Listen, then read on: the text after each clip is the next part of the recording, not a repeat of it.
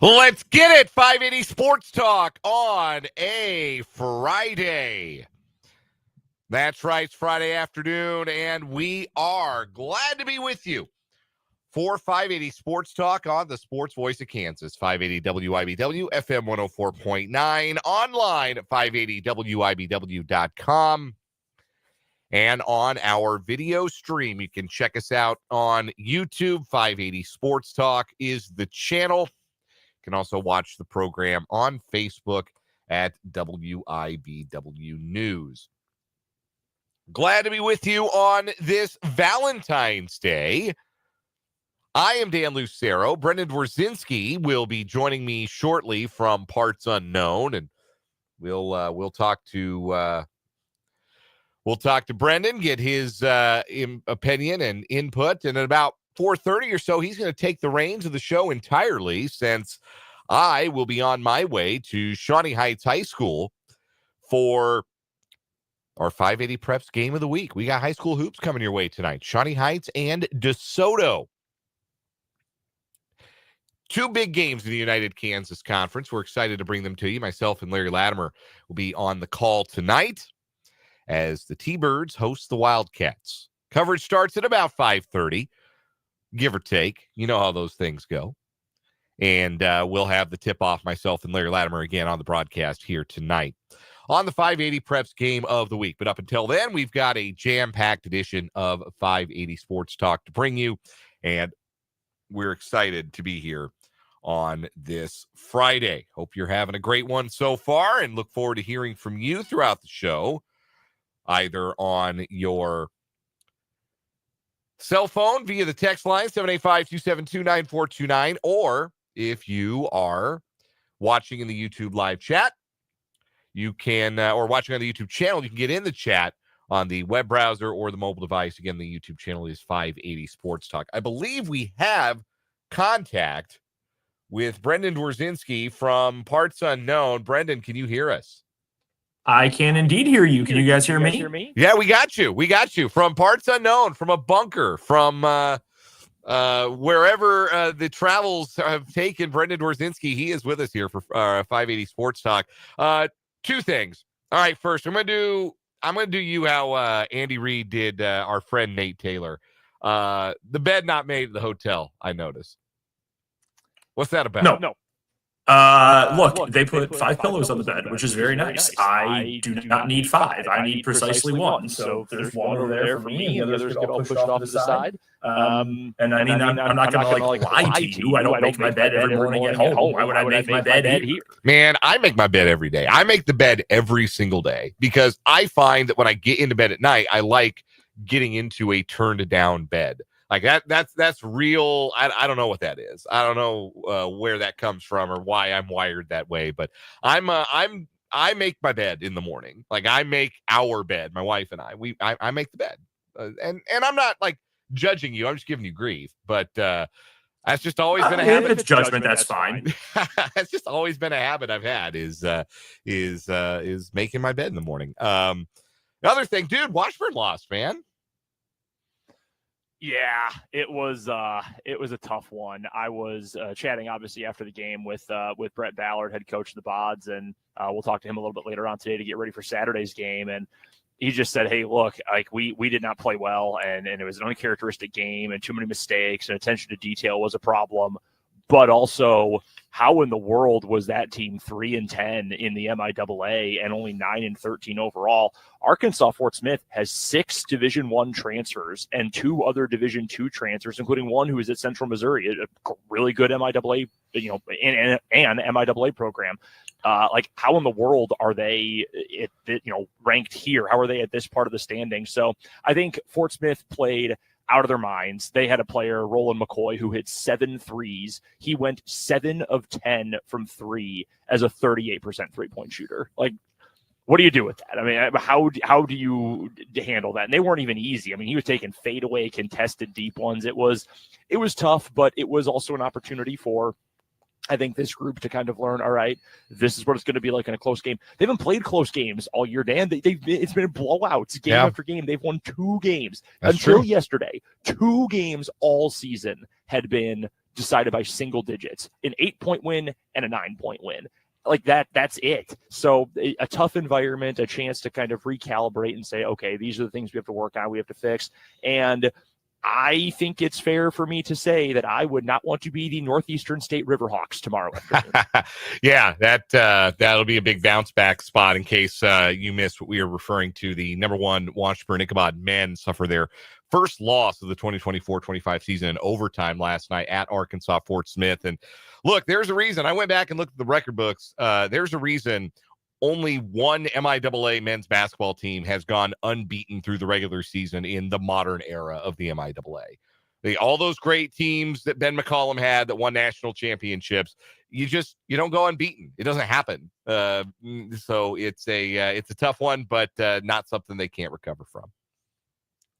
Yeah, that's absolutely true. And it'll be fun again tomorrow afternoon. We'll be on the call over on Country 106.9 from beautiful Tahlequah, Oklahoma, where we will have the action live from the NSU Event Center. It'll be the women first. Man, the women, they had such a battle. They had just a great college basketball game on their hands. Ended up losing by 2, 83-81. Peyton Sturck scored 33. Barawi Dauda had 20 and 12 in the losing effort. Those two were just sensational. And the Fort Smith women are good. I mean, that's a really good team, a real upstart program. So a couple of bounce back opportunities coming up tomorrow. And I feel pretty good about Washburn's chances in both those games.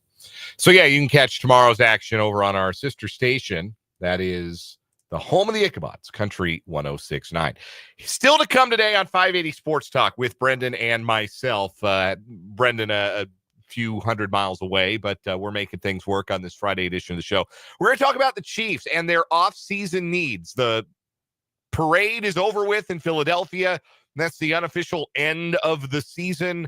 The 2024 season is in the books. Now we start to look towards 2025. And how would you rank the areas/positions of need for the Chiefs? What is the most urgent need they have to fill as this offseason approaches? We'll also get Matt Derrick's thoughts on that very question, as our Chiefs insider will join us at the bottom of this hour. Matt Derrick of ChiefsDigest.com will check in with us as he does every Friday on the show. We'll get his reactions to the Super Bowl and finally put that game to bed, maybe mercifully put that game to bed, and then really start to turn our focus towards the offseason for the Kansas City Chiefs. Going to talk some baseball today as well. We have talked about the Royals and being a little short offensively last year and maybe not doing enough this offseason. I don't think it's a maybe. I think they definitely did not do enough this offseason to bring players into the organization that would bolster their offense. But if they are hoping for internal improvement from 2024, who can they count on that from? And what would it look like from guys who have been on the team or coming back into starting roles, but did not produce with the bat? You've heard me talk up and down about still holding a little bit of that MJ Melendez stock, but what other players, given the opportunity, could make some offensive strides and be better offensively in 2025, in a year where the Royals are going to need some more at the dish? Plus, all the other things you come to know and love from an edition of 580 Sports Talk. We'll do Change My Mind later on in this hour. We'll have another round of What Is Wrong With You? Choose our weekly champion. What Is Wrong With You, of course, brought to you by State Farm agent Ryan Mowinkle. We'll have On Second Thought and sports headlines, big crop of sports headlines in the 5 o'clock hour as Brendan wraps up the show and takes us into high school hoops tonight. Again, the ways to contact the program: get at us in the YouTube live chat. If you are watching on YouTube today, the channel is 580 Sports Talk. Jump in the chat. We appreciate seeing all of you, old and new, coming in and talking sports and bantering with each other and with us. You can also text the show 785-272-9429. And I am curious as to how you all will answer this question that Brendan and I will tackle at the top of the show. How would you rank, in order of urgency from highest to lowest, what the Chiefs need to add or address this offseason? If you consider all pending free agents to no longer be Chiefs as of the final buzzer, the final gun in Super Bowl 59, that would leave the Chiefs losing a starter at linebacker, Nick Bolton, set to hit free agency, a starter at safety with Justin Reed, set to hit free agency, your starter at right guard, Trey Smith, ready to hit free agency, along with, of course, multiple wide receivers, DeAndre Hopkins, Hollywood Brown, Juju Smith-Schuster, all not under contract. Leading rusher at running back from last year, Kareem Hunt, not under contract. Of course, you've got the possibility that Travis Kelce hangs it up, but that's just a possibility for now. So you've got right there, you got those positions that would need to be filled for the Chiefs, plus wherever you felt like they might have been deficient in 2024, wherever they may have been shown to be deficient after that Super Bowl 59 blowout loss. Brendan, I'll throw the question to you first. What's at the top of your shopping list? If you're Brett Veach, put on your Brett Veach hat here. What's at the top of the shopping list? What's the one thing I'm going to market and I'm not leaving without this? I cannot leave the offseason without a substantial expenditure, whether that's via trade, free agency, or using the first-round pick on this position. What is job one for Brett Veach? So I think the obvious must-have answer is left tackle. I mean, you have to have somebody who you can nail down at left tackle, and whether that's going to be you move around in the draft. Because I don't know, Dan, I mean, we said the other day, earlier this week, that I doubt the Chiefs move up in the draft, but I mean, because they have little capital this year relative to the rest of the league. But by the same token, like, okay, if Kelvin Banks from Texas, who some people think is the best tackle in the draft, some think he might slide a little bit into the teens. I mean, like, if he's there at number 14 and the Chiefs have a chance to move up, I'm going to be honest with you. If you think that's the guy who's going to fix your left tackle spot, I'd do it. I would jump at it. I really would at this point. We know the Chiefs are not afraid to wheel and deal and to move picks and to jump up. The Chiefs should treat left tackle right now like most teams treat quarterback. If you don't have the quarterback, you should every single year try to add the quarterback. And most teams, well, some teams eventually are able to find that guy. A lot of teams are not willing to commit to that because owners don't want to keep putting out, those big quarterback contracts and yada, yada, yada. And they're like, no, this is my guy. We're going to stick with him. That's what the Chiefs should do with left tackle, though. Until they find the guy, you need to go keep trying to get the guy, whether that's with high draft capital picks, whether that is through free agency, whatever it is, you've got to find the guy. I think the other guard spot will be figured out. I don't think Trey Smith will be back. I know it's possible, but I do not expect Trey Smith is going to be back next season. I think the Bears are going to give him $120 million, to be completely honest with you. So I would be very surprised if he ends up coming back. I think they can figure out that right spot, though, whether that's CJ Hansen, whether that's Hunter Norzad, whether that is, a guy who they can pick up in free agency who's only going to be on a short-term deal, but who can be okay, do you know how nice it would be to have Nick Allegretti back right now? Like, Nick Allegretti was never anything, special talent-wise on the offensive line. Sure. But was he going to get your quarterback killed? No. Do you know how nice that would be for the Chiefs to have along that offensive line? Can you imagine if he had been there instead of Mike Caliendo at left guard? I don't know if the Super Bowl changes all that much, but it certainly wouldn't have hurt. So I think the guard spots, well, the right guard spot specifically, you can get that figured out in some other ways. I think in terms of we have X amount of finite resources, we are going to commit the majority or a plurality of them to one specific area. It's got to be that left tackle spot. I will say, though, I think that's the obvious answer, and it's the one I'm going to stick with. I think something more along the defensive line is actually a pretty close second. It's so easy to say, well, just get home with 4 in the pass rush. Okay, well, yeah, the Eagles were able to do that because they have freaks that everybody on that defensive line was made in a lab. Even the smallest guy at edge, Nolan Smith, has some of the freakiest athletic traits that you've ever seen from a defensive end, even though he's not gigantic. The rest of their dudes are just massive. Jordan Davis, Milton Williams, who's going to be a huge payday recipient in free agency. Obviously, Jalen Carter. I mean, all over that line. Josh Sweat is a huge dude. Like, they just have all these monster humans, and the Chiefs had poor offensive line play. That's a lot easier said than done.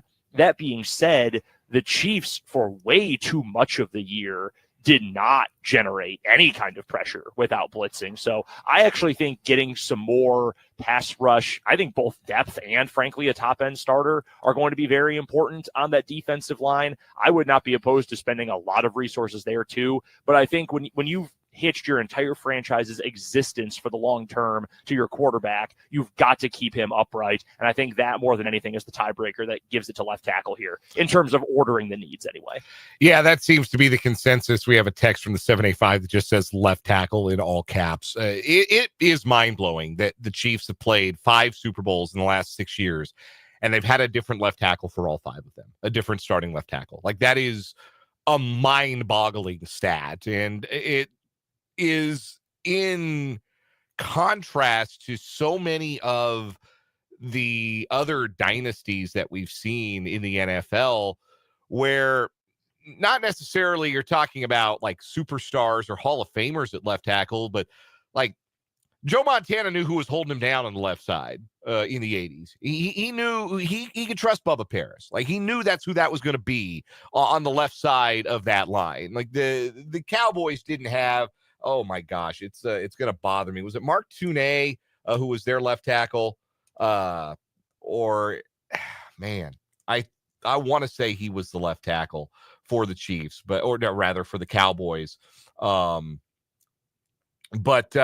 You had that consistency is the point I'm making here at that most important spot on the offensive line. And the Chiefs have not had that. And I think you saw as this season evolved how important it was to even just have a baseline level of competence. When Joe Thuney stepped in, the Chiefs offense looked better than it had all year because Patrick Mahomes trusted the protection from that spot and could let things rip and could do some more things within the passing game. So, yeah, left tackle's the obvious answer because it is the right answer. I think you have to secure that position for the next 5 years. You have to go and find your guy who's going to start and who's going to maybe anchor that offensive line. And you don't have a lot of resources to go out and get one on the free agent market. You don't have maybe as many resources as you would have liked to have trade up for one. We'll see if there's an Orlando Brown Jr. type situation. If there's a player out there who wants a new contract and isn't going to get it from their team, and maybe the Chiefs can step in and rent a left tackle for a couple of years at least via trade. But yeah, they've got to figure out left tackle. And I'm glad you brought up defensive line too, because I think there are other areas of needs for this Chiefs team. Certainly, we talked on earlier this week about the offense just kind of looking slow outside of Xavier Worthy and needing some playmakers, needing guys who can go make plays and help Patrick Mahomes out. His pass catching group and leading running back were all kind of on the wrong side of their primes this year. A lot of them dramatically on the wrong side of their primes. But you saw in the Super Bowl how valuable it is to have a guy who can go just win a matchup one-on-one. And Chris Jones has always been that guy for the Chiefs, but how much longer is he going to be that guy? Charles Omenihu, who's a free agent. That's another guy I forgot to bring up. I'd like to see the Chiefs try and bring him back. I don't know if that's realistic, but I would like to see the Chiefs try and bring him back. George Karlaftis is a good pass rusher. I don't think he's one of those guys you have to game plan around, but he's a good player. You need more guys who are going to be able to win one-on-one. You have to be able to create pass pressure from up front without having to lean on scheme. Like, the Chiefs were a team that was very scheme dependent in 2024. And the fact that they went 15-2 and went to the Super Bowl shows you how good their schemes are, how good Andy Reid is at scheming stuff, how good Steve Spagnuolo is at scheming stuff. But they had to scheme stuff because they didn't have quite as many dudes who were just going to wreck games single-handedly. You need more of those guys. And those guys, again, are going to be hard to find in the Chiefs position. So those two positions, left tackle and like edge rusher, that's tough at 131 in the draft to find a real impactful guy. And it's why I do think that the Chiefs may have to be really aggressive in free agency and go make a big splash, or maybe look to trade some of their limited draft capital and make a big splash if they really want to add somebody impactful, hugely impactful anyway, at both of those positions. You just need, I think, this offseason some proof that you are evolving as a team, because I don't want to go too revisionist here and say, well, you know, the cracks were clear with this Chiefs team. I mean, it wasn't a perfect roster, a perfect team by any means, but I mean, let's be frank. I mean, they still made it to the Super Bowl and won 15 games in the regular season and could have won a 16th. They just quite literally, more than any other team has not tried before, did not try in week 18 of the regular season. So I'm not trying to say like, well, it was clear that this team was never actually a championship contender, but I do think now that we have time to step back, we saw what the worst case scenario for this team is. They need to get faster. They need to get a little bit stronger. They need to get a little bit more athletic. I feel like Bill Stell, following the KU basketball loss in 2021's NCAA tournament against USC, we got to get faster. We got to get more athletic. We got to get bigger. And that's exactly what KU did. And then KU went out and won the national championship the following season.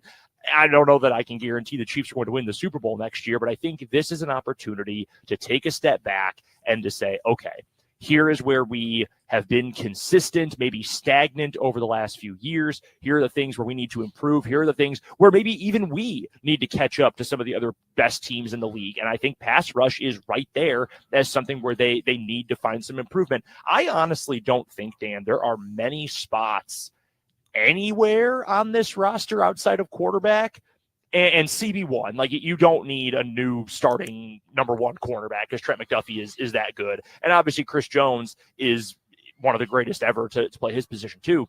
But I don't know that there's anywhere else on this team. Maybe center, maybe left guard with Tooney back in his natural spot, although he's going to be older too. There are a lot of places where you could feasibly say, yeah, the Chiefs are good here, but you could upgrade. Like, yeah, the Chiefs are fine here, but like the linebacker group, if you go to base defense, and just like I assume Trey Smith is gone, I assume Nick Bolton's coming back because we know he's a Spags guy. Yeah. And no head coach in the NFL gives his assistants more sway over a couple of roster spots than Andy Reid with Spags and Dave Tobe. Tobe is going to have 2 or 3 of his guys, and if Spags likes the dude, loves the dude, that dude is almost certainly going to stay, unless you're L'Jarius Sneed, I guess. But the Chiefs are right because he was terrible this year for Tennessee. Anywho, I assume Nick Bolton's going to be back. A base linebacker group of Bolton along with Chanel, along with Tranquil, that's a pretty good group. I don't think it's impossible to improve on that, though. I think if you could find someone who was maybe a little bit more athletic, maybe a little better in coverage than Bolton, that group could take a step forward. I think your pass rush can certainly improve. I think your interior of the defensive line can improve. I like Turk Wharton, but let's also be blunt about this. It's not like Turk Wharton is a perennial Pro Bowler or anything. Right. He's a player. Nice compliment. Yeah, he's a nice player, and I think we'll get a nice little payday this year in free agency. But I think you can look anywhere on the defense and pretty much anywhere on the offense except quarterback and a couple of those offensive line spots too, and say, yeah, we can certainly improve. I'm fine with your number 1 and number 2 receivers being Rice and Worthy. That's fine. But I still think you could add at least one more body at wide receiver. Tight end depth you could use some work for. This is a great chance for the Chiefs to, as I mentioned earlier in the week, and even in the immediate aftermath of the Super Bowl last weekend, to take a step back, reevaluate, and say, okay, we had Mahomes team V1, and that was what the team was from 2018 through the 2021 season. This, I think, should be the end of Mahomes era V2. That would be the 22 Super Bowl, 23 Super Bowl, and then this year losing in the Super Bowl as well. We're going to kill you with efficiency. You need to have a little more splash if you're the Chiefs. And I think this is a good time for the Chiefs to course correct, and finding, frankly, some better athletes out there, whether it's in the draft or free agency, is the best way to do that. We'll take our first break here on 580 Sports Talk. We'll get Matt Derrick's thoughts on all this, get to some of your thoughts from the YouTube chat and from the text line. Again, 785-272-9429. We're just getting started on this Friday edition of 580 Sports Talk.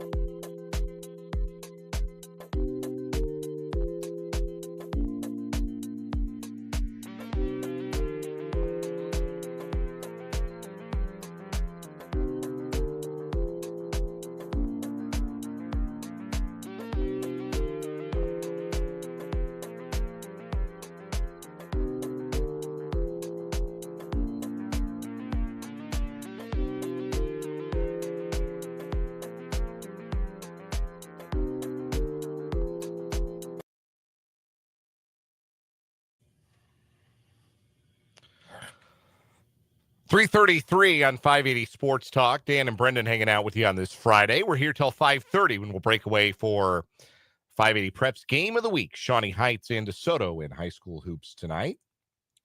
Want to address this comment from the YouTube chat. Jeffrey in the chat, and he says, you're trying to tweak an already dominant team. Chiefs are still a top contender. And I agree with the back half of that sentence, Jeffrey, no doubt. Chiefs are absolutely still a contender. It would surprise nobody if they go on to win the NFC again or win the Super Bowl again next year. But the idea that the Chiefs were a dominant team in 2024, they won a lot of games, yeah, but they were on a razor's edge for a lot of 2024. And I think that goes back to the point I made about the Chiefs being really dependent on their scheme and out executing teams because they couldn't just show up. There are some teams, and the Eagles were one this season, and the Chiefs have had teams like this that could just roll the footballs and the helmets out on the field and win by 3 touchdowns. Like, those are the dominant teams that you talk about, teams that are routinely winning by multiple touchdowns, putting up 30 points on a routine basis. Famously, the Chiefs did not do that until the AFC Championship game this season. They won most of their games by 1-score margins, and even the 2-score margins that they won by, we're talking about like 9 points, 10 points. And I think that is why we look at this team now in the wake of the Super Bowl loss, Brendan, and we say, yeah, there are a lot of places you can upgrade to get back closer to a spot where we can say, yeah, this team is dominating. Yeah, and I think, too, the word tweak, I think, is a very important word that Jeffrey used in his comment there, because you don't need to overhaul everything. Like, this is not a tear down situation for the Chiefs. You're not saying, okay, we've got Mahomes and we've got McDuffie and everybody else is out the door and we're going to start this whole thing over.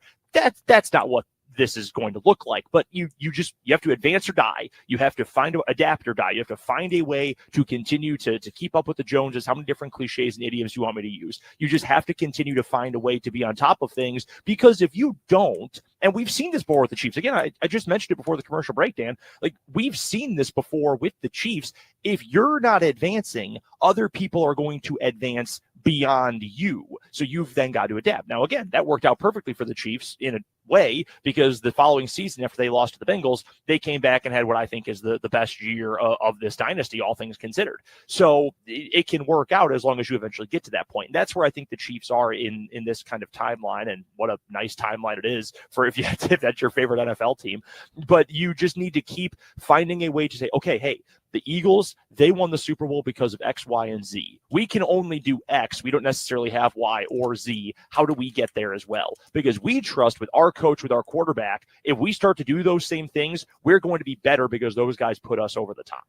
Yeah, you need dominant players. And I guess that would be the way to put it, that the Chiefs were a little bit more limited when it comes to dominant players in 2024 than maybe they have been, because Travis Kelce was no longer a dominant player. And though Chris Jones, the advanced metrics will say he was still a dominant player, but he only had 5 sacks instead of his usual double-digit sack season. And that was a little bit less dominant production-wise than he has been. So dominant players in one-on-one situations. The Chiefs are looking for more of those guys, and they're not easy to find. Most teams don't have 53 of them, that's for sure. But the Chiefs have to be looking for that level of impact talent moving forward. We'll take a timeout. When we come back, Matt Derrick from Chiefs Digest will join us. He's our Chiefs insider, and he's coming up next on 580 Sports Talk.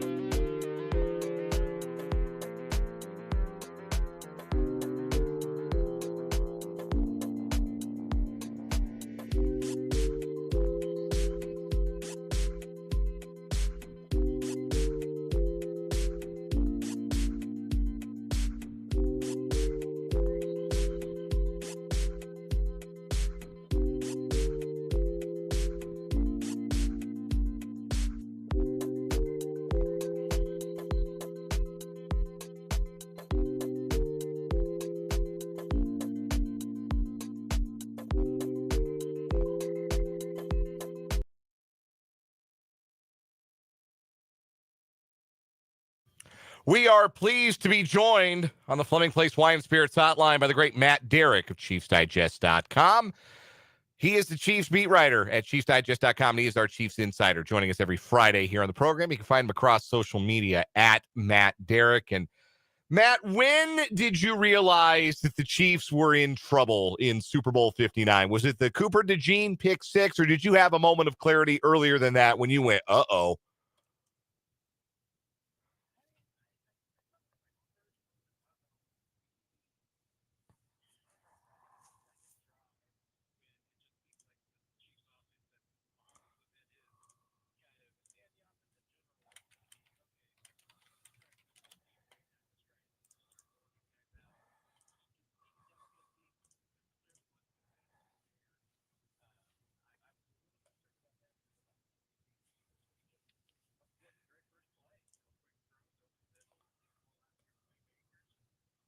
Is that way. Don't try and force anything that's not there, and kind of beat the Eagles the way you did 2 years ago with just the quick short passing game.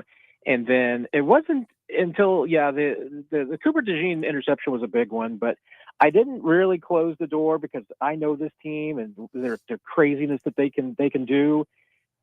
I started looking at the Patriots and their 28-3 comeback, and it was like, okay, that last drive after the field goal made it 27-0. It's like, okay, if the Chiefs can score here, they can get a touchdown, they can possibly pull it off. And they turn it over, first play, 50-yard, was it the 46-yard touchdown pass to Devontae Smith? And it's like, okay, pour a fork in these guys. There's no coming back now.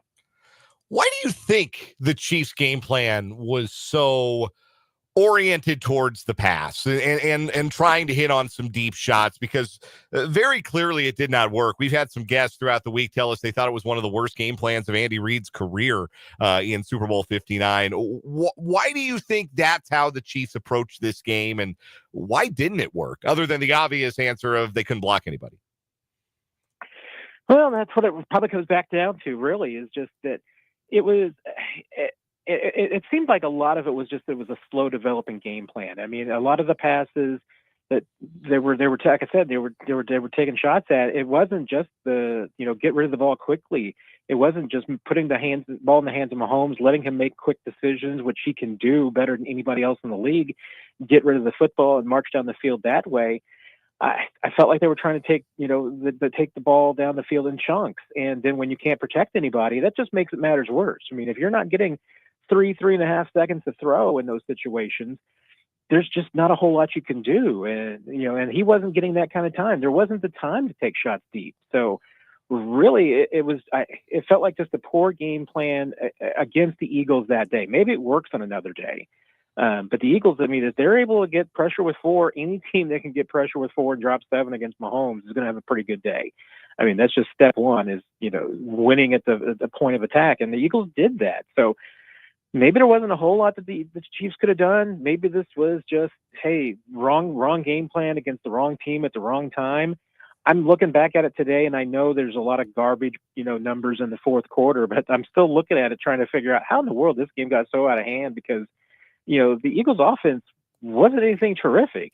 The Eagles defense, I mean, they came up big. Chiefs had some self-inflicted wounds. I'm still trying to make sense of it all, man. As we look ahead now to the offseason and the Chiefs approach their offseason, this is the question we posed to start the show, and I'm curious as to your answer to this question. It might be the same, because there is probably an obvious answer to this following Super Bowl 59. But if free agency, or the offseason as a whole, free agency, the draft, trade market, all that, if it's like a big supermarket, Brett Veach has got his shopping cart. What's the thing on his list he cannot leave that grocery store without? What is the one position that he has got to make sure that he addresses and solidifies for 2025 and beyond? Yeah, I might surprise you with the answer here, because I think the answer for most Chiefs fans is going to be left tackle.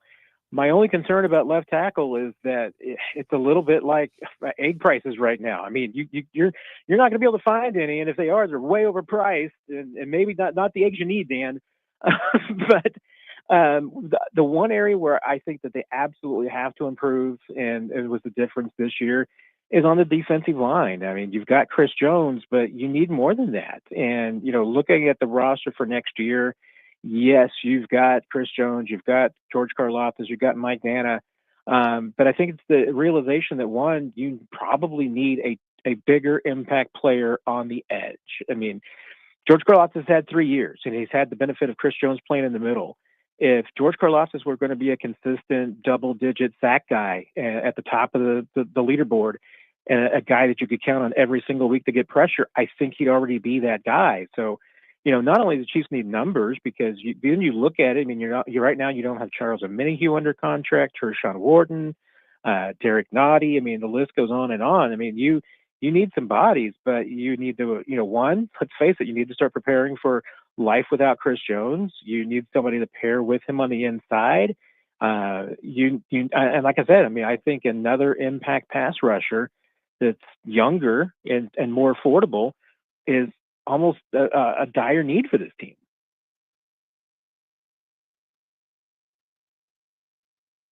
You can find him all across social media at Matt Derrick. He joins us every Friday on the Fleming Place Wine and Spirits hotline for our Chiefs Insider.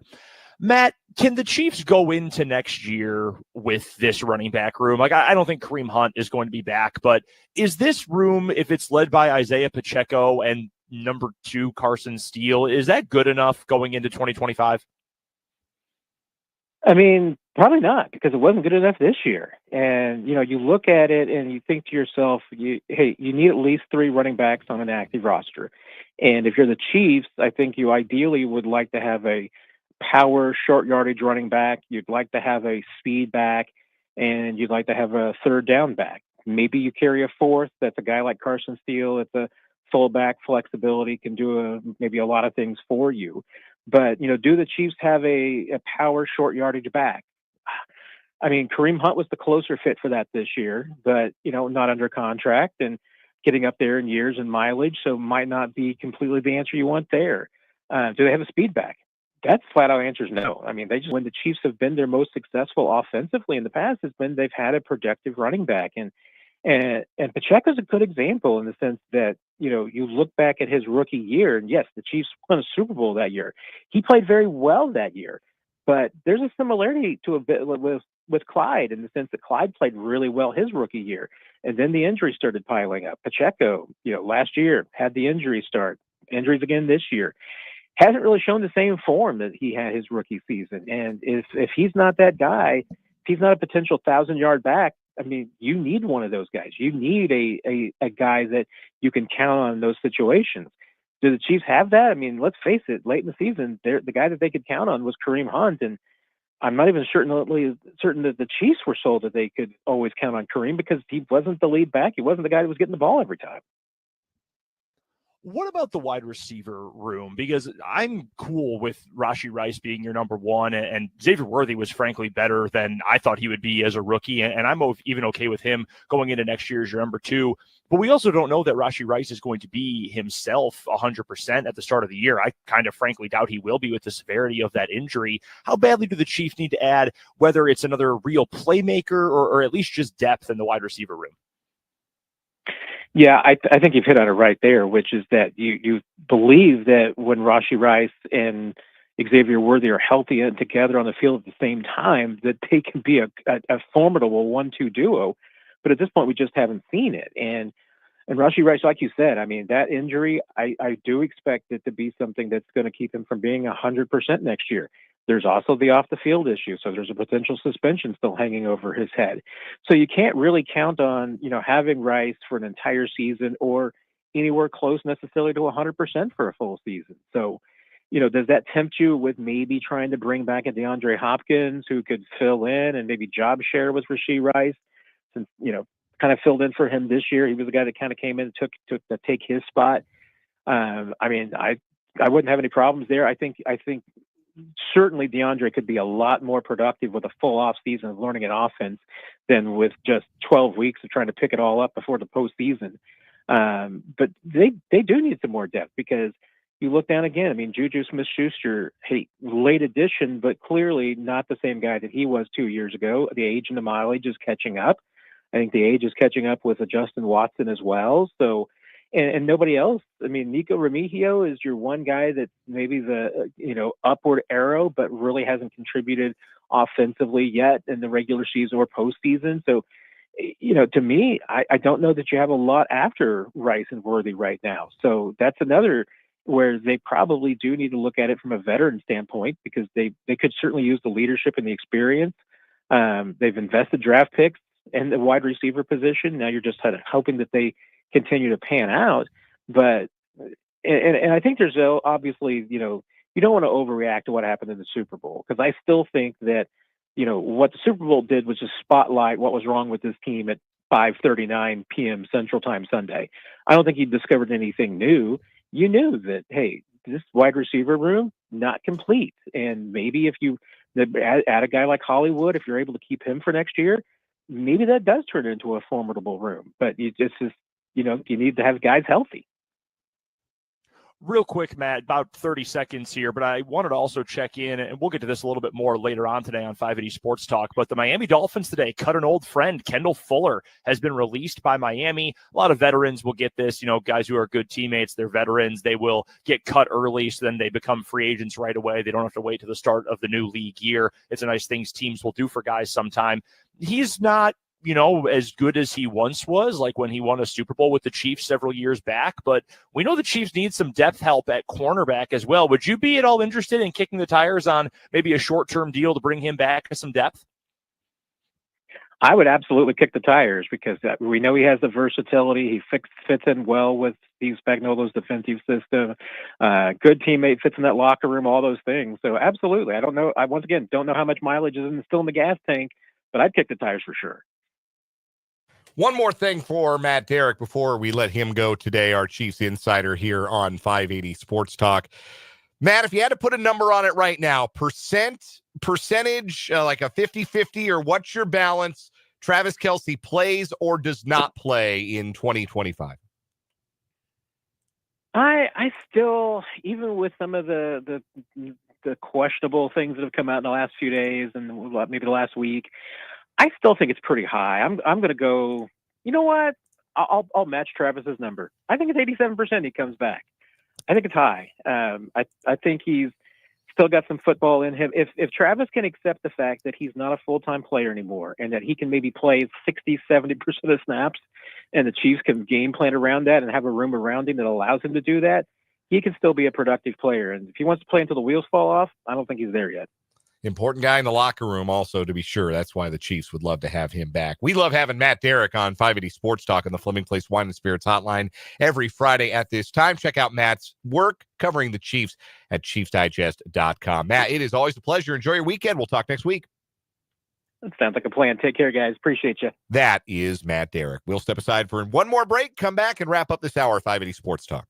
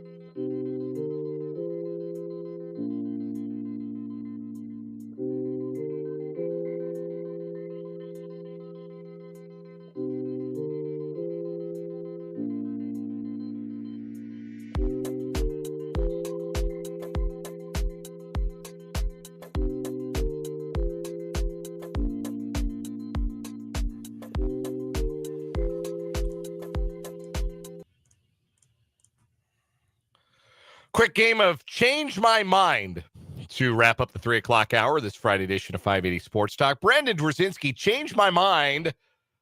K-State's going to win their 7th in a row at BYU on Saturday. Oh, man, this is one of the two left that I did not pick as a K-State win when we went through this earlier in the week. I think the next 5 after this one, K-State should absolutely win all of those. But, yeah, I'll ride with the momentum. I'll say they get it done. I mean, BYU is good. The metrics love BYU. I don't know that they're great by any means. So, yeah, I mean, why the hell not? K-State's playing with, more than anything, K-State's playing with as much confidence as anybody in college basketball right now. So, yeah, what the heck? Sure. Go get it done. Go get it done. Yeah, I think that they're playing really well, and I think that unless BYU goes nuts from 3, which they're always liable to do, I think K-State's got enough juice to go into the Marriott Center, get a big win in Provo, and make it a lucky number 7th win in a row. All right, real quick, change my mind for me. It just came out a little bit earlier on this hour. It is official. Indiana is not going to hire Brad Stevens as its new men's basketball coach. I know, shocking. The guy who runs the Boston Celtics is not going to go back and coach college basketball. Change my mind. Indiana has lost blue blood status. That's a thorny one. Like, can you lose blue blood status? Can you gain it? Has anybody gained blue blood status, or are you just a blue blood? Like, when we just, I don't know when that was. That might be the biggest argument, is that you can't change it. They've been around for forever, and it just is what it is. Yeah. It's hard to argue against. I don't think that's a program that people look towards as the standard bearer in college basketball anymore. And I don't think it has been for a very, very long time. I think it's great when they're good, because that is a great building and a great history. But yeah, I think they've lost their luster for sure. Coming up in the 4 o'clock hour, we're going to talk about some different blue bloods, the Kansas City Royals, plus what is wrong with you and more. 580 Sports Talk.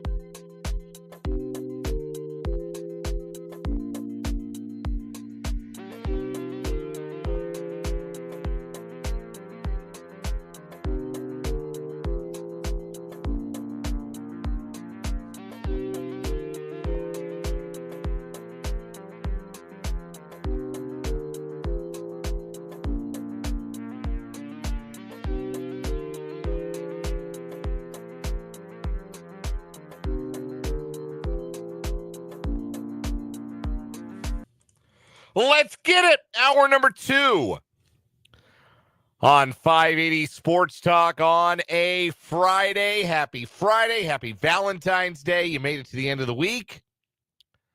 Hopefully, if there's a special someone in your life, you're able to celebrate with them tonight on Valentine's Day. I am Dan Lucero. Brendan Wrzinski had to step out for a moment, but he'll be back from his undisclosed location, his secure bunker somewhere between Fort Smith, Arkansas, and Tahlequah, Oklahoma. We'll have Brendan back here in just a little bit. I will be taking leave of the show bottom of the hour so I can get out to Shawnee Heights High School in Tecumseh for tonight's 580 Preps Game of the Week. Should be 2 really good games in the United Kansas Conference tonight as DeSoto visits Shawnee Heights. Girls game features the Shawnee Heights team that had won 7 games in a row, I believe it was, before they lost to number 1 Seaman on Tuesday night. Seaman's on a 22-game winning streak, by the way. That's an impressive team. Number 1 team in Class 5A, defending state champs. So Shawnee Heights girls are playing really good ball. They take on a DeSoto team ranked, I believe, 7th in Class 5A, and who got them I think they beat them by 6 in the first meeting this year. And the boys' game should be really good as well. Shawnee Heights is ranked number 7 or number 8, I think, in Class 5A this week. They're coming off a tough loss to Seaman on Tuesday night as well, but they've been on a long winning streak before that, and they beat DeSoto by 9 in the first meeting back on January 7th. So should be 2 really good, really competitive high school basketball games tonight. I hope you'll enjoy those games and join myself and the coach, Larry Latimer, for the call from Shawnee Heights. We'll go live with pregame coverage right around 5:30 or so. But that still means there's lots of meat left on the 580 Sports Talk bone today.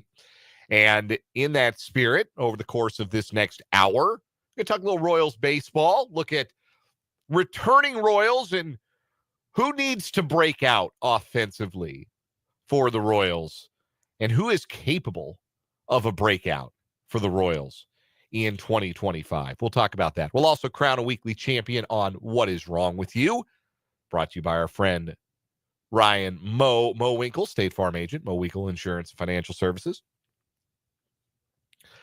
See if anybody could take down our Monday champion. That story that Brendan had been holding in until he couldn't hold it in anymore and had to release it. The story about the woman who sent videos of herself farting on the phone to her ex-boyfriend's new fling. It's a good story. It's why it survived to Friday. We'll see if we can take it down today on What Is Wrong With You. And then Brendan takes the reins. He's got some Chiefs topics to get to. And, of course, 580 Sports Talk headlines coming up in the 5 o'clock hour. Thanks for being with us here on 580 WIBW, FM 104.9, online at 580WIBW.com. And a special hello to everyone watching us today on our live video stream. We are on our YouTube channel, 580 Sports Talk. And we are on Facebook at WIBW News. If you're watching the show on YouTube, there is a live chat feature in the web browser and mobile app, and you can interact with us and your fellow listeners throughout the show. Always appreciate seeing new friends, old friends, and everyone in the live chat. You can also text the program, 785-272-9429 is the number, 785-272-9429. Let's talk some baseball, shall we? I'm so excited we're back to talking baseball. I really am. I have said on this show many times that baseball is the only sport that matters. And while that is obviously an oversimplification, it is certainly my favorite sport. And it is awesome to be talking about the Royals in February and to be doing so optimistically, because that's a change. It's been a while, right? Since we felt this good about the Royals as they report to camp. We didn't even feel this good about them last year. Even on the optimistic side, we thought, hey, you know what? Maybe they could go 500. Of course, they did better than that. They won 86 games, reached the playoffs, won a round, and played playoff baseball at Kauffman Stadium for the first time since 2015. They did all that despite an offense that was very feast or famine. And really, throughout September and even into the playoffs, it was famine. It was a team that just stopped hitting as September came along. And to address the fact that there were very few above-average offensive players on last year's Royals team, the Royals went out and added Jonathan India, and that's it. That's all they did. That's all they did, was add to a group with 4 above-average offensive players last year, according to OPS+. They've added another one in Jonathan India. That still leaves 4 spots in the lineup where you've got below-average production. So obviously, some returning Royals are going to have to make strides forward, and some younger players are going to have to improve in 2025 if the Royals are going to be in contention and be a factor in the American League Central race. They're going to win the Central. They got to hit better. They just got to. They've got to. They're not going to win the Central Division with a lineup that's 3 guys, 4 guys, 5 guys even. They're going to have somebody make a big stride forward this year.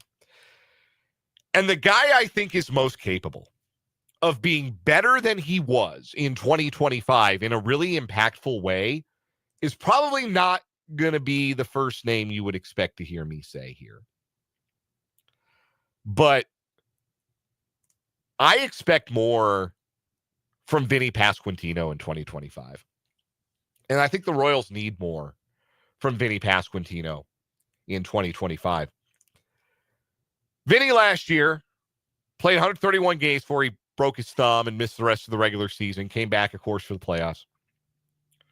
But in those 131 games, there's some good stuff.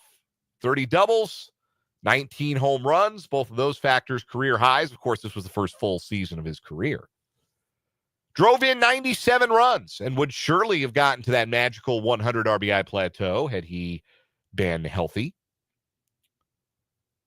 But here was the problem with Pasquantino, and this was a thing I did not think was going to be an issue for Pasquantino in his major league career. Vinny made a lot of outs. And now it's true that some of them were productive. He led the American League with 13 sacrifice flies. He had a shot at the American League record and the team record before he had to shut everything down after he broke his thumb in Houston late August.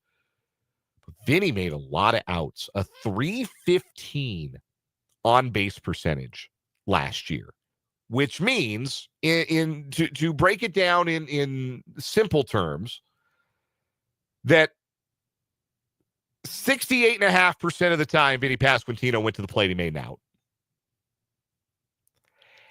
And I did not expect to see such a low on-base percentage for a guy who, as a rookie in 2022, actually walked more than he struck out and had a .383 on-base percentage in 72 games as a rookie. And even in 2023, with a bad shoulder, he still got on base at a .324 clip, despite having a batting average in those 61 games that was 15 points lower than the .262 average he threw out last year. Put simply, I thought Vinny Pasquantino had a different skill set. I thought he was going to be the kind of hitter who would be a line mover and an on-base guy for this Royals team, who historically has not developed a lot of hitters like that. Like, who is the last Royals hitter you can recall who was a guy who could take ball 4? Like an on-base guy. Like Alex Gordon wasn't really that. Lorenzo Cain wasn't really that. Alcides Escobar was emphatically not that. Mike Moustakas was never a big on-base guy. Salvador Perez is obviously not a big on-base guy. And Pasquantino's numbers last year looked like a prime Salvador Perez season a little bit. Maybe not as many home runs, but that low walk total, 40 walks in 554 plate appearances. To put that in context with the half seasons that he played his first 2 years, his walk rate, percentage of at-bats that end in a free pass, has gone from 11.7% as a rookie to 9.6%, down last year to 7%, 7.2. That's below major league average. Never mind below his own standard. That's well below the major league average of 8.3% of at-bats. And I don't think Vinny has a worse batting eye. It's not as though he got dramatically more aggressive at the plate and has now a bunch of swing and miss in his game. Pasquantino only struck out in 12.8% of his at-bats last year, well below, like dramatically below the major league average of 22.5%. So I still think that skill set is in Vinny Pasquantino, and I'm not saying that he needs to stand at the plate and draw walks, and I do wonder if the fact that the Royals offense behind him, that the guys hitting behind him all year was Salvador Perez and then I don't know. Like, maybe these guys will get some hits. I do wonder if Pasquantino got a bit more aggressive at the plate last season because there wasn't a whole lot of production behind him. Also, I think he saw a lot more pitches to swing at because he had Bobby Witt Jr. on base in front of him. And when you have a speed threat like Bobby Witt Jr. on base as much as Witt was on base last year, you're going to see more fastballs. That's a truism of the game, that you see more fastballs when you got speed on base. So if he's seeing more fastballs, he's firing more fastballs, that's great. And like I said, he did bump his batting average up to 262. But I need Vinny to make fewer outs. I need Vinny to keep the line moving a little better in 2025. This lineup made too many outs last year. Just as a general rule, a team on base percentage of 306. That's 69.4% of the time. Not nice. They made outs. It's too many outs. Other than Bobby Witt Jr., they didn't really have a big on base guy last year. Witt Jr. led the team with 57 walks. Nobody else was even really close to that number. Hell, Salvador Perez, famously averse to leaving the bat on his shoulder, was second on the team in free passes last year. Now, Jonathan India is going to help in that department. India is a true leadoff hitter. He's not afraid to make the pitcher work, and he'll take his free base if the pitcher's going to give it to him. And I also think that pitchers will be a little bit more aggressive in the zone to India this season because they don't want to put him on base because Bobby Witt Jr. is going to bat behind him. And Vinny Pasquantino, Salvador Perez are going to bat behind him. Like, I like the Royals lineup 1 through 4. I really do. But I think there's room for Pasquantino to grow as a hitter. The ZiPS projection, that's Fangraph's proprietary projection for Pasquantino in 2025, has a 331 on base percentage for him. Steamer's got him at 344. I'd really prefer something that looked like that. If he can get on base, he doesn't need to be a 400 on base guy for the Royals lineup to work, but 315 from your 3-hole hitter, it's got to be more than that. You got to be on base a little bit more often and give your 4-hole hitter, Perez, and your 5-hole hitter, whoever that ends up being. Right now, if I had to guess, it'd probably be either Michael Massey or maybe Hunter Renfroe against left-handers. Got to give those guys a chance to have guys on base. So that's the guy to me that I think is most intriguing as far as being someone who can be an on-base guy for the Royals, who just, like, historically, like you look at the Royals numbers going all the way back to the 70s and 80s. They've never been a team that draws walks. And I know that's like the least sexy thing you can do as an offensive player is take a walk. But it's a way to get on base when the ball's not finding gaps. The ground balls don't have eyes. You got to find ways to keep innings going. You have to be discerning. You have to draw walks. There have only been 6 Royals in history to draw 100 walks in a season. 6! And it hasn't happened since 1989. The last time the Royals had somebody draw even 80 walks in a season was Carlos Santana in 2021. And he's the only guy to do it this century, to draw even 80 walks in a season. Pasquantino had his rookie season been a full season, would have projected to get around 80 walks. I think he's that kind of offensive player. I want to see it. I want to see him be a little bit more discerning. But that's a tough balance. It's a tough balance for a young hitter, and maybe Pasquantino overcorrected a bit last year, and maybe as he goes into his second full big league season, his fourth season as a big leaguer, with seasons that he got called up midway through 2022, and then he got hurt halfway through 23.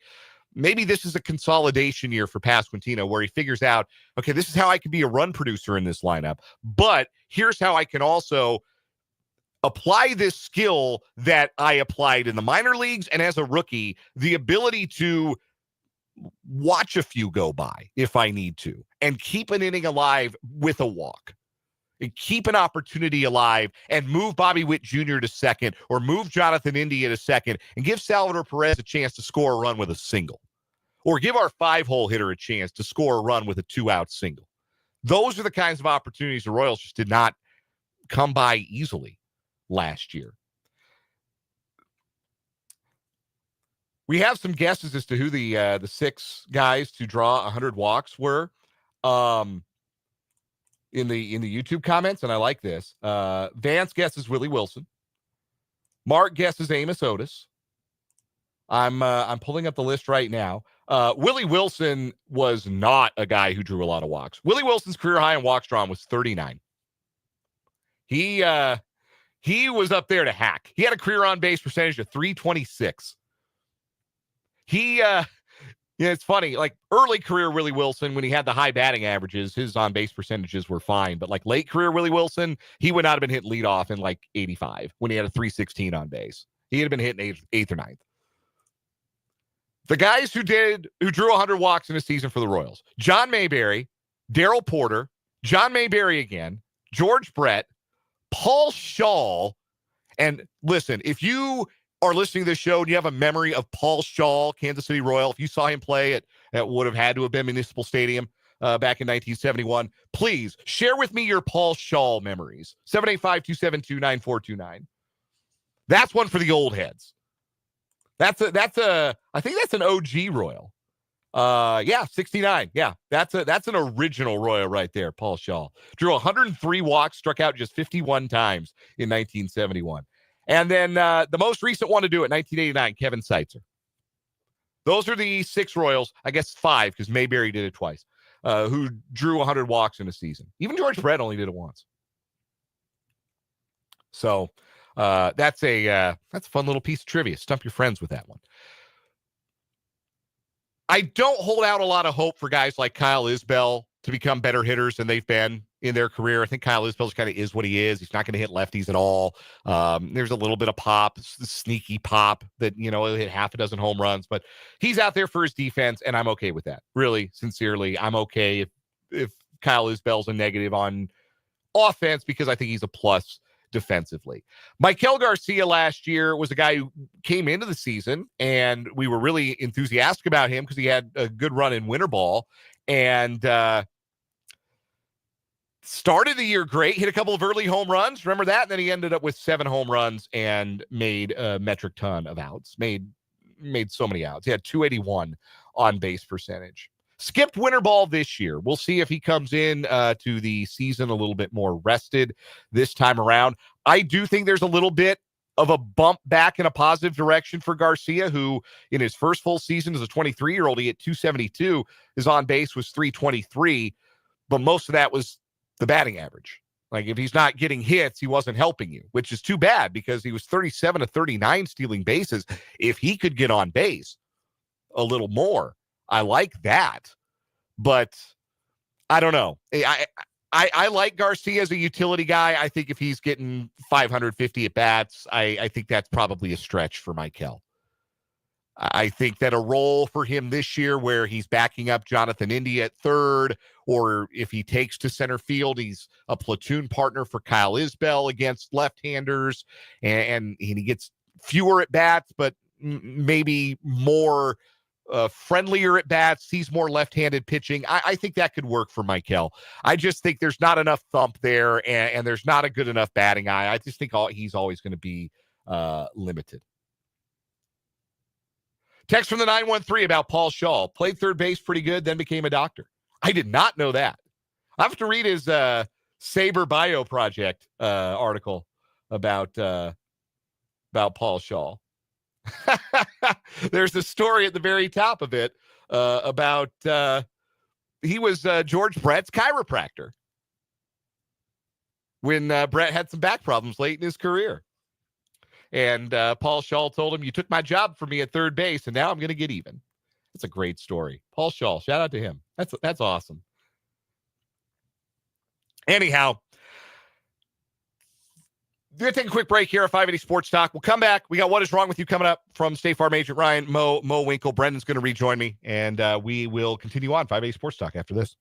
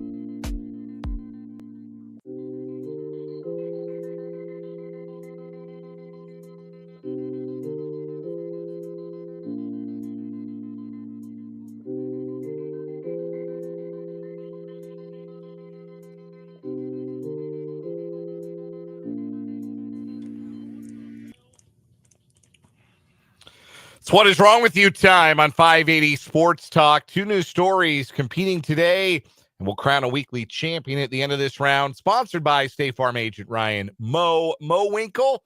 Check out his website, ryanmowinkle.com. That's MOHWINKLE.com. See what Mo Winkle Insurance and Financial Services can do for you. Brendan, would you like to go first with your story today? I would love to go first for my story today, Dan, and I'm going to be honest with you. I'm not so sure about the insurance claims for this story. I think there are some dubious allegations, in fact. We're going down to Florida. where a 22-year-old stripper was arrested last month after she allegedly became furious with a cashier at a 7-Eleven. Police say that Keltavia Turner allegedly got in a verbal altercation with the 30-year-old 7-Eleven employee. It was reported then that Turner and the employee, identified as Taylor Nagy, no relation to Matt, began exchanging derogatory comments toward each other. A police report on the incident revealed at one point Turner became irate and then picked up a banana and threw it at Nagy's face. In the police report, it was noted that the fruit struck the woman on the cheekbone and left a minor bruise. Okay, I'm going to interject here in my own story. No, it did not. I am telling you right up front. The banana, I don't care how hard it was thrown, did not leave a bruise on this woman's face. Brendan, I hate to do this to you, but I believe we have had this story already on What Is Wrong With You. Oh, have we had it already? I think we have. I missed some time. You so, did. That's all right. You I'll did. You missed I'll some time. That's all right. That's all right. It is very funny. That's thought it didn't ring a bell to me until you started making the exact same point I did about the unlikelihood that a thrown banana, no matter how fast, would leave a mark. Well, I would like to add, I don't know if this was also part of the story when you included it. She is also facing charges for a different crime that she had committed prior to this one.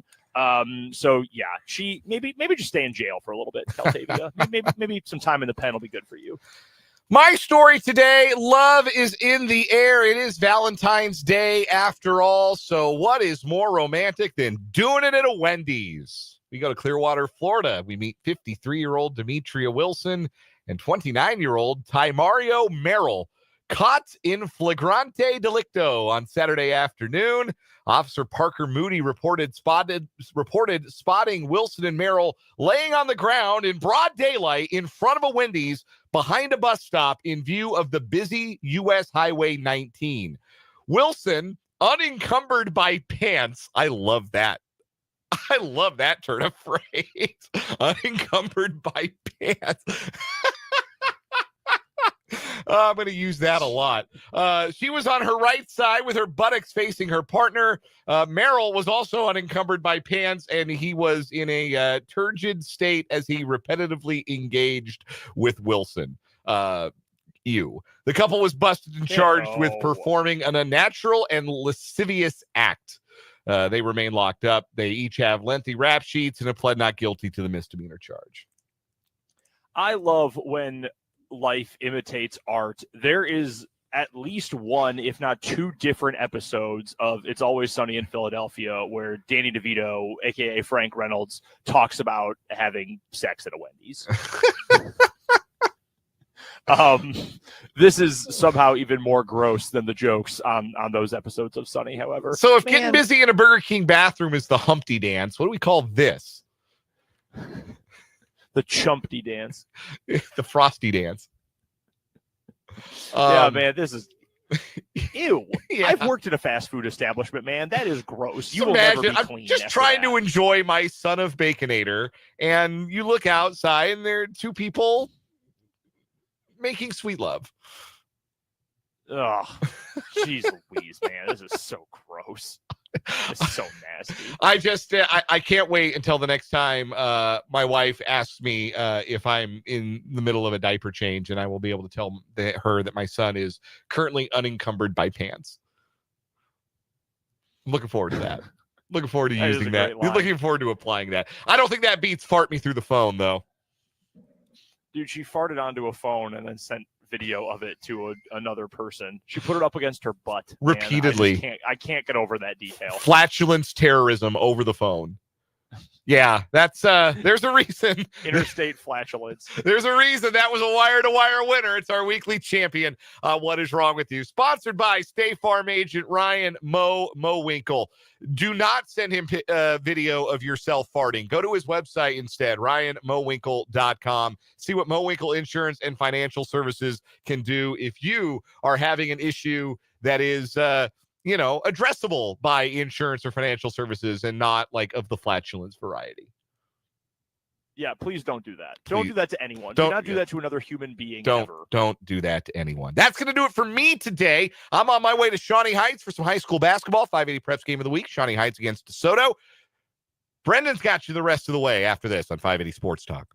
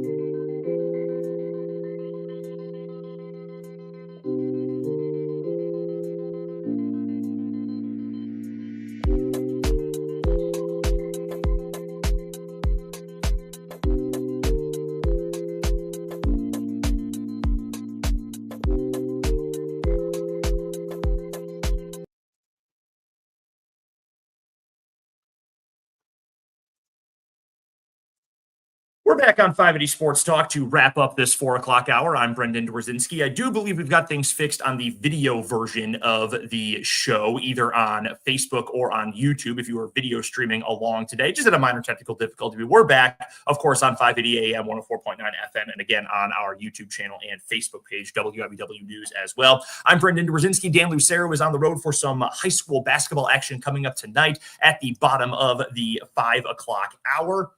And yes, we do have everything all fixed out. Shout out to Ryan and all the folks on the YouTube who are helping us out. Look, that we always like to keep things above board with you guys. And if there's anything like, hey, wow, this is a weird thing, let's tell you all about it. We're not here to hide anything or keep anything phony from you. So sometimes we have people in a whole bunch of different places and we end up a little bit short staffed, and Dan's got to go somewhere and I'm on the road and we got to make do with what we have. But we are back on, we are ready to go. So thank you guys for sticking with us if you are a video viewer with us today.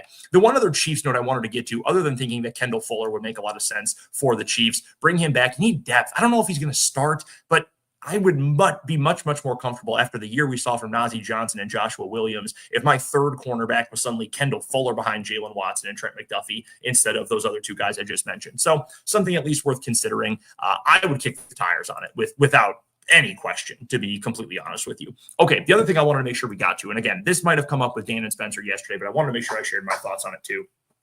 There was a story from Kaylin Kaler of ESPN. She covers the National Football League for ESPN. And she was writing a story about the Kansas City Chiefs and what's to come after the Super Bowl. And the headline of it is, after Patrick Mahomes' nightmare Super Bowl, what comes next? And it's a really well-reported and well-written piece. I think Kaylin Kaler does a really good job. And one of the things that really went viral about this story is the very first section of it. I'm going to read it to you. I know that's not always best radio, but I'm going to read it to you here. And she writes, when a coach realizes his quarterback could be the greatest of all time, it should be a feeling of pure joy, right? Not in the case of the Kansas City Chiefs' Patrick Mahomes. Quote, it makes it so much more stressful, said Chiefs passing game coordinator Joel Blameyer to ESPN the Wednesday of Super Bowl week. You feel the burden as a coach and as you're putting a game plan together to not waste his abilities, to not go through a season where you don't give him the opportunity, to not screw it up as the coaching staff. So rather than feeling like this just unbridled excitement we could do anything, it's actually more like a terror. Like we cannot be the reason that we screwed this guy up or this team up, end quote there.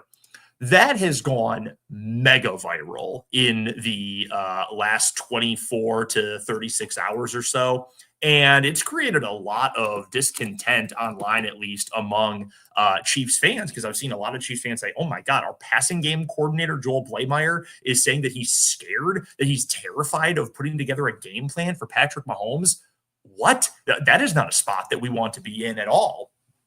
And to be honest with you, I kind of get where he's coming from, but the reason why I get it sort of feeds back into my whole point about this being an opportunity for the Kansas City Chiefs to reset things here. So this, again, as I mentioned, created a lot of very fired up responses. Matt Verderam, who we obviously have on every Monday, we'll talk to him this coming Monday, he put out a tweet yesterday that said, I've said all year the Chiefs play offense like they're terrified. It turns out they're actually terrified. And he got into a pretty spirited discussion with Sam McDowell of the Kansas City Star, who fought back on it, and they had quite a debate on social media about it yesterday.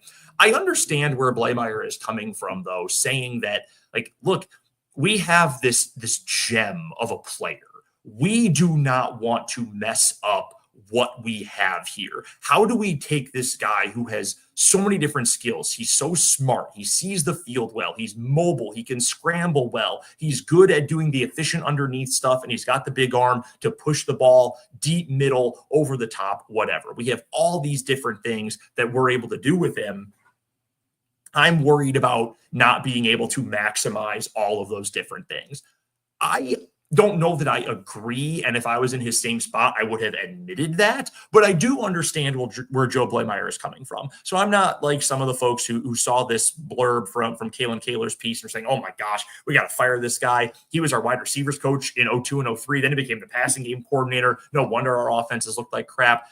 I don't agree with those takes. But again, I do feel like that feeds right back into what I was saying, that this is an opportunity for the Chiefs to have some psychological and some, just in terms of the strategical, structural changes, strategic, not strategical. That's a really, really great word usage there, Brendan. But just an opportunity for the Chiefs to kind of change their philosophy about how they play. Instead of saying we have to build this perfect machine for Patrick Mahomes to operate in, what if we just build something that Patrick Mahomes feels comfortable with, generally speaking, and let him go from there? I know Andy Reid is never going to be the kind of guy who says, yes, I want my quarterback to be freelancing all the time. And frankly, I don't know that I want Patrick Mahomes freelancing all the time either. But by the same token, as opposed to worrying, oh, well, we have to make sure to incorporate this and that and the other thing and this other thing, why not just say, hey, look, we're going to run the stuff that we know works. We're going to run the stuff we know Patrick is comfortable with, and we're just going to throw the ball all over the yard, or we're going to run it against these looks and these fronts, and we're just going to run it like that. I think it's the greatest strength of Joe Brady, who's the offensive coordinator for the Buffalo Bills, and there have been some people far, far smarter than me who spend much, much more time covering the league in depth than I do, who have said things about him being so good at streamlining offenses. And while that's not always a great thing, because then, like we saw for Buffalo in the AFC Championship game, if your limited stuff gets stopped, well, then what's your backup plan? The Bills didn't seem to have one in short yardage, and it cost them probably the AFC Championship game against the Chiefs. But taking all of this stuff, these gigantic playbooks, these gigantic game plans, and paring them down a little bit and saying, hey, instead of 80 different things we're trying to run, and I'm simplifying it here, I'm playing dumb with it, but instead of having 80 different things we want to run, why don't we pick 50 of them that we're really good at and just run those and run them more frequently? You know why? Because we've got number 15 and no one can stop him when he is at his best. So why not just continue to run the stuff that we know works and just run it a little bit more often? I think in terms of the personnel changes that the Chiefs need to make this offseason, I think those are some of the things that the Chiefs need to do too, in terms of mindset and in terms of the structure of this team. Just find what works the best and roll with it, man. You don't need everything to be perfect because so many things get covered up by number 15. And if you've got more guys who can obviously protect your quarterback, but if you've got more guys who can make plays with the ball in their hand, make some splashes beyond just working within the confines of an overly structured offense, I think this Chiefs team can be right back in the Super Bowl next year. But I do think it's going to take something of a mental shift to make sure the Chiefs get back there. All right. I promise you that Chiefs stuff. Let's get to on second thought for the week.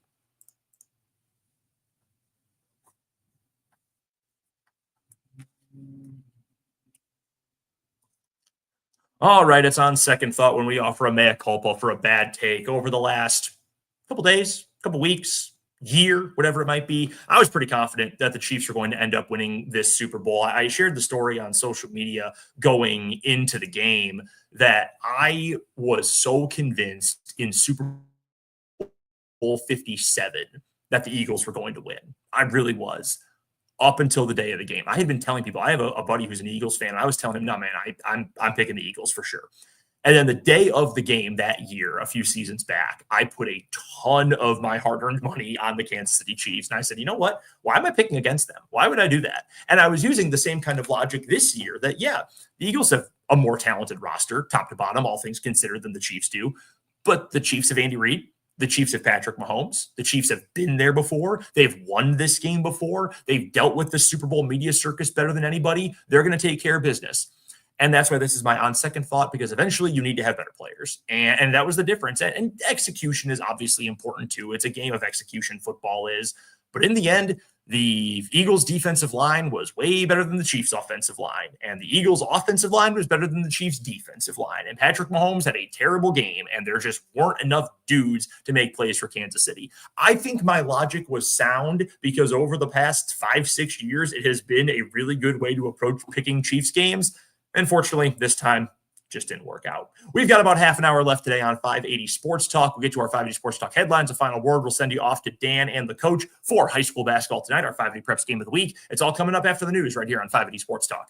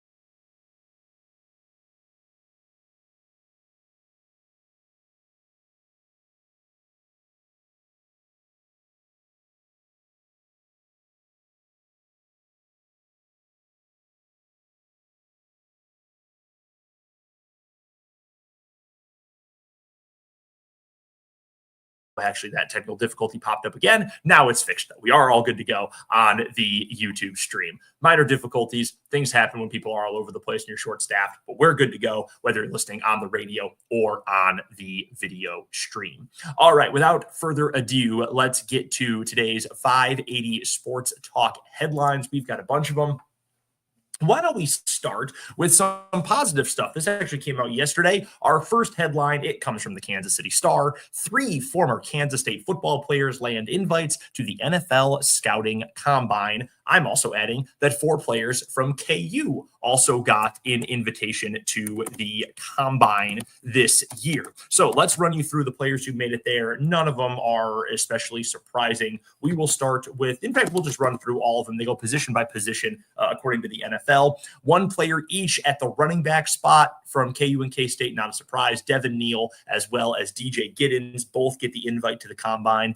This is not a great draft, all things considered. I mean, there are good players. There's always good players. Maybe we end up with some Hall of Famers in the mix. But generally speaking, when you talk about some of the bigger, more high-profile positions, certainly quarterback among others, it's just not a great draft. This is probably the weakest wide receiver draft that we've had in quite some time as well. But running backs, oh, buddy, they are deep. It is not impossible that DJ Giddens and Devin Neal could both end up being day 3 players, and I think both are good enough to have a role, if not start for a team week 1 of the NFL season in 2025. That's how deep a running back is. So to have both Devin Neal and DJ Giddens getting invites to the Combine, that is awesome.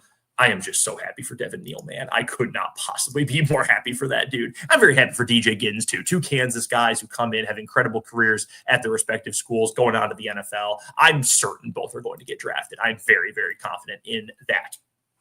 On the offensive line, KU's Logan Brown gets the nod as well. He had a great showing at, I believe he was at the Shrine Bowl. No, he ended up at the Senior Bowl, actually, if I remember correctly. Had a really good showing there. I assume Logan will probably be a day 3 pick. It's a pretty decent draft for offensive tackles. I can't speak to the guards or the centers, the interior linemen, as far as my knowledge, but I do know it's a good draft for tackles. There's a few guys that are really dang good. Kelvin Banks from Texas, that's a name that is going to be at the top of a lot of lists. Will Campbell at LSU, I know a lot of folks like him. He might be a candidate to slide inside, but just naming off a few of these guys who I know have a whole lot of hype, whole lot of potential at the NFL level.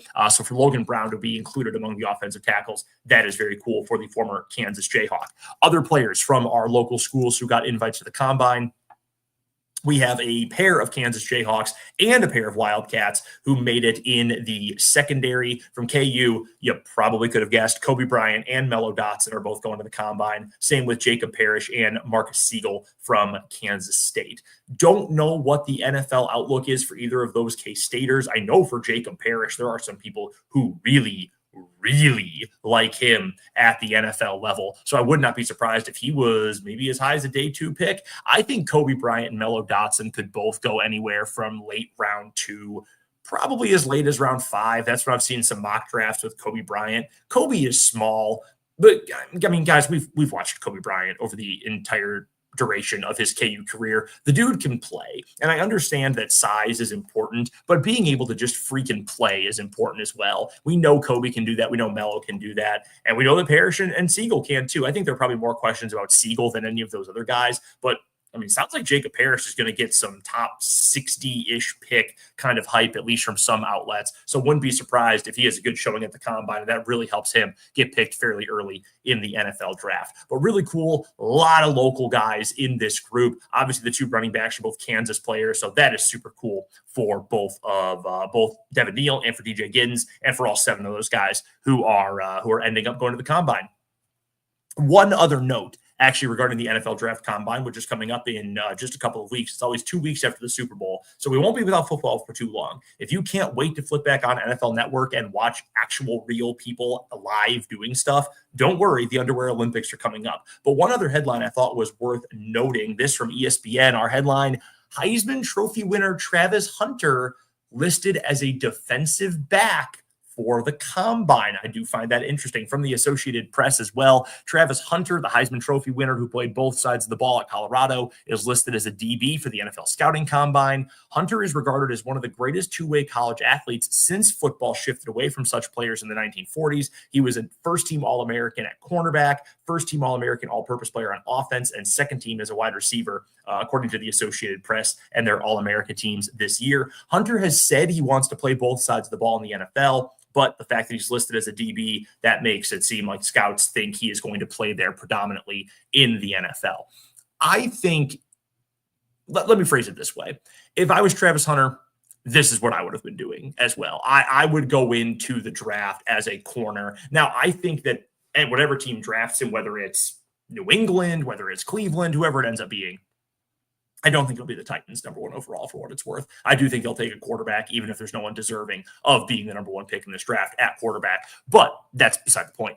I do think whoever ends up drafting Travis Hunter should at the very least have a package for him on the offensive side of the ball. And I'm not saying he should be just a goofy jet sweep guy like he's, Steve Slayton or like he's Tavon Austin or one of the guys like that made it to the NFL after electrifying college careers. No, I think there should be a legitimate package for him offensively. But if you say, hey, we need you to focus on one place in particular, I think it makes a lot more sense to be defensive back. Yes. Do wide receivers get paid a boatload of money? Absolutely they do.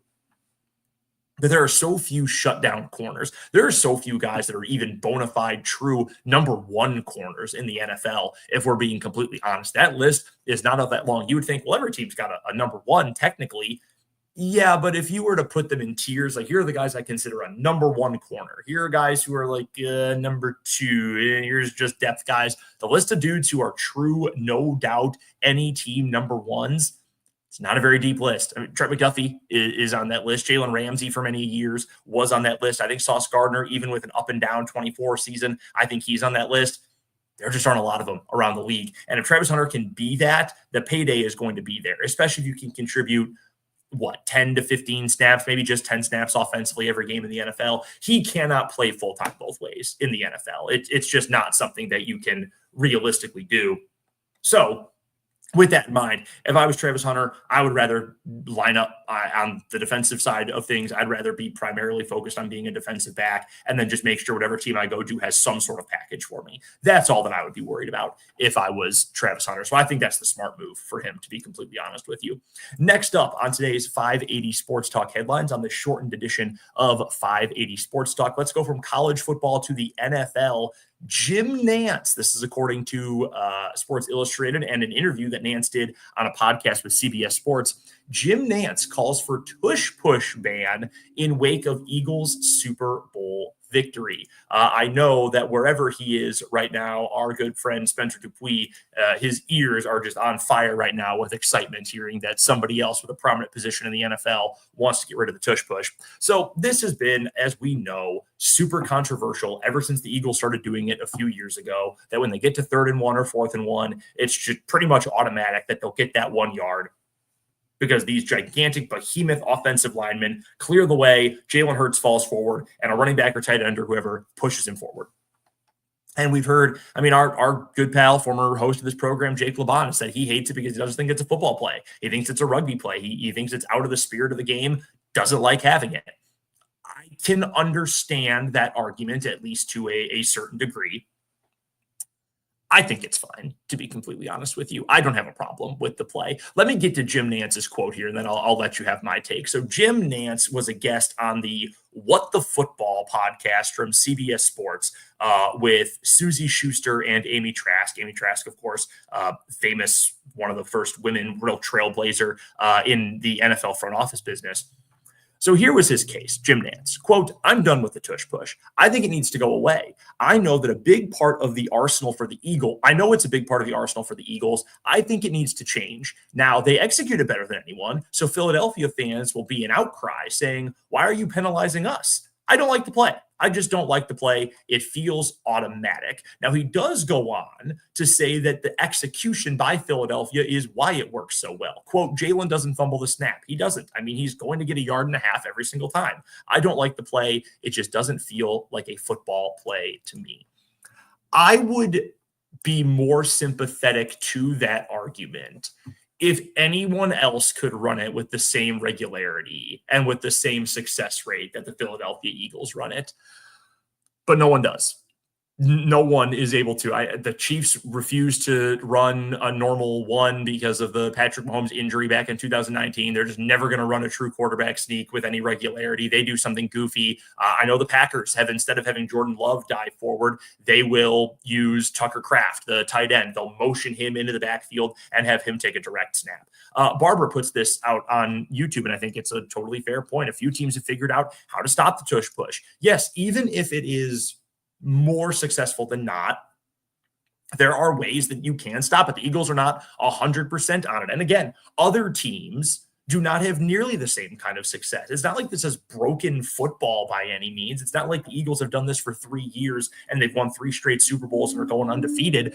No, it's not like that at all. I understand that it doesn't look like a football play. It's not fun necessarily. It's certainly not a sexy play. I understand all of that.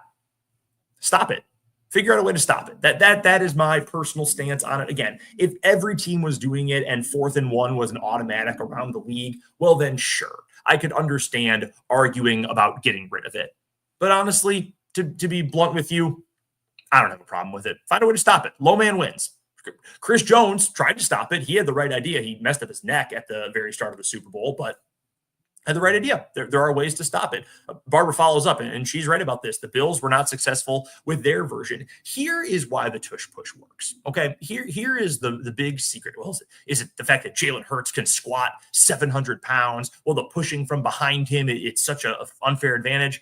Guys, they have the biggest offensive line in football. They are massive. It's just a monolith of an offensive line. They talked about it all throughout the very beginning part of the Super Bowl broadcast. In fact, when they compared the Eagles offensive line now to the Super Bowl I champion Packers offensive line, they're like 80 pounds heavier on average or whatever crazy number it is.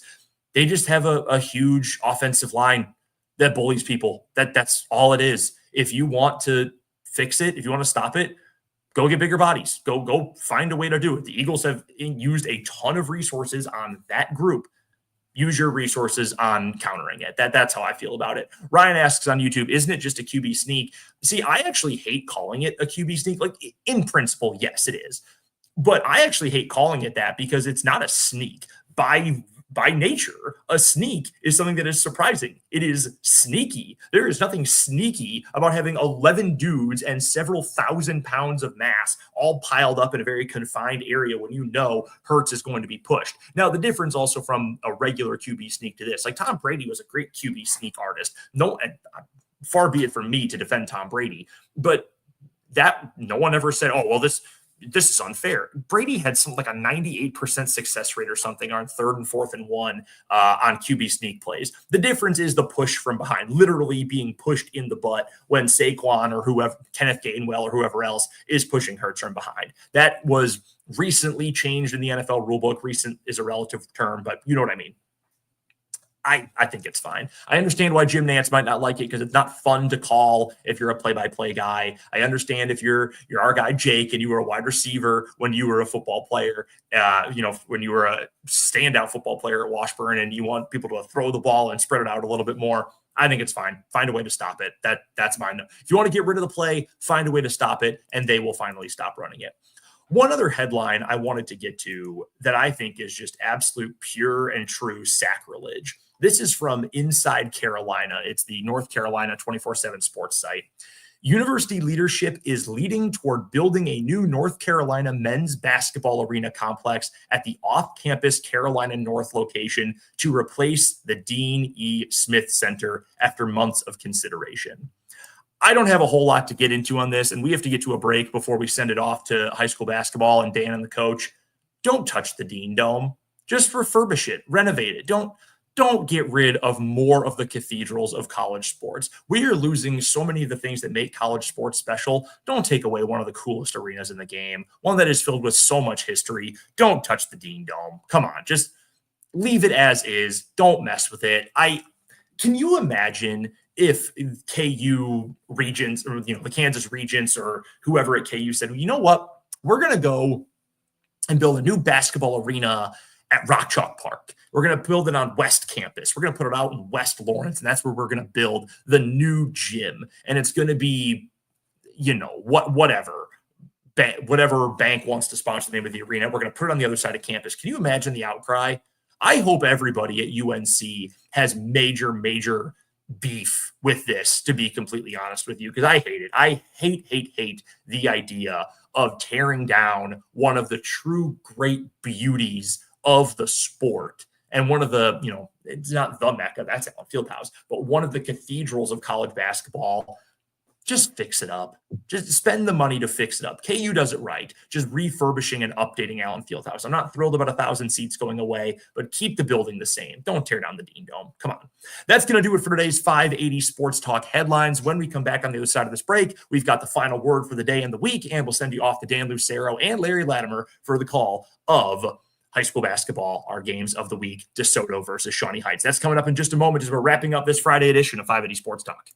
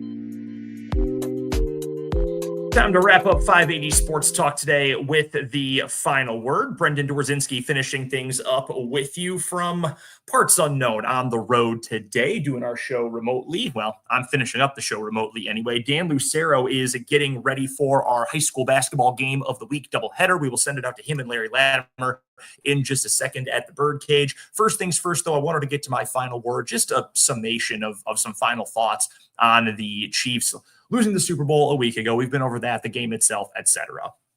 And I know that I keep beating this dead horse, and I keep saying the same thing about this being an opportunity for the Chiefs to make adjustments going forward. But I genuinely believe with the core that the Chiefs have in place and with a very smart brain trust at the top of this organization, at head coach, certainly the quarterback is in place, all of that, turn this year, this Super Bowl loss, into the new version of the 2021 season, when the Chiefs did not have enough answers for what defenses were doing to slow down that offense. And look, that Chiefs team still made it to the AFC Championship game. This team still won 15 games and made it to a Super Bowl. This, to me, is the end of the Mahomes era V2. 2.0, whatever you want to end up calling it. The first era was the bombs away, throw it all over the yard, defense, kind of spotty, the Tyreek Hill offense, all that. That was V1. Then that changed with that loss to the Bengals in the AFC Championship game. I think we've gotten to the end of V2. We're just going to kill you with efficiency kind of offense the Chiefs have been running, really relying more on defense to end up winning you games. I think there's a sweet spot the Chiefs can get to, and they can start that as soon as next season, and they can be right back in this spot with a chance to win another Super Bowl. It is going to take adding some new players on both sides of the ball. You need some more playmakers. You need a little more juice, certainly athleticism and speed on the offensive side of the ball. You don't need to completely overhaul it. You just need to add a couple pieces here and there. I think psychologically, there are also some things that need to change for the Chiefs. The thought that we don't need everything to be perfect for Patrick Mahomes. You know why? Because he's almost the perfect quarterback.